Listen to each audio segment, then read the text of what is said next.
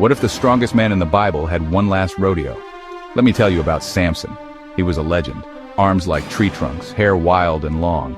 A man whose shadow had its own zip code. Samson rode into towns on a massive horse, spurs jingling, dust swirling, and everyone stopped to stare. The Philistine gang, meanest in the territory, hated him. They tried everything, but he always left a trail of broken wagons and bruised egos. He was the talk of every saloon from Jericho to Gaza Gulch. Men wanted to be him, and the ladies didn't mind him either. He'd walk into a tavern, flash a grin, arm wrestle 5 guys, and ride off into the sunset. But every hero has a weakness. For Samson, it was his hair. Never cut, his secret strength, a gift from above. When the Philistines learned his secret, they knew they needed someone to get close enough to cut it. That's where Delilah comes in. The legend was about to face his greatest test. In the Wild West, secrets don't stay buried for long, and Samson's story was just getting started. The last rodeo was about to begin.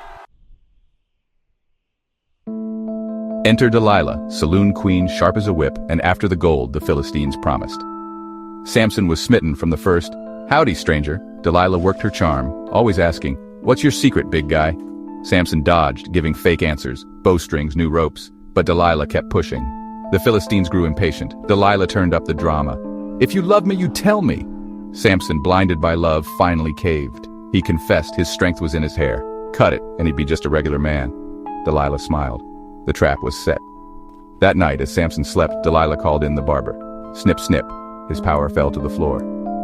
Delilah whispered, "The Philistines are upon you, Samson." He woke, tried to fight, but his strength was gone. The Philistines burst in, chains ready. Samson, the legend, was captured, betrayed by love and a secret revealed. The mighty had fallen. Enter Delilah, saloon queen, sharp as a whip, and after the gold the Philistines promised. Enter Delilah, saloon queen, sharp as a whip, and after the gold the Philistines promised.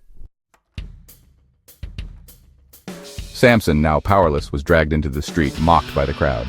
The Philistines jeered, "Not so tough without your pretty hair, are ya?" He tried to fight, but it was useless.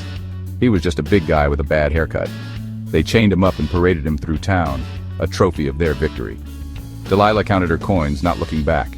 Samson was thrown into a dark, grimy cell beneath Philistine headquarters. His job grind grain day after day like a human hamster.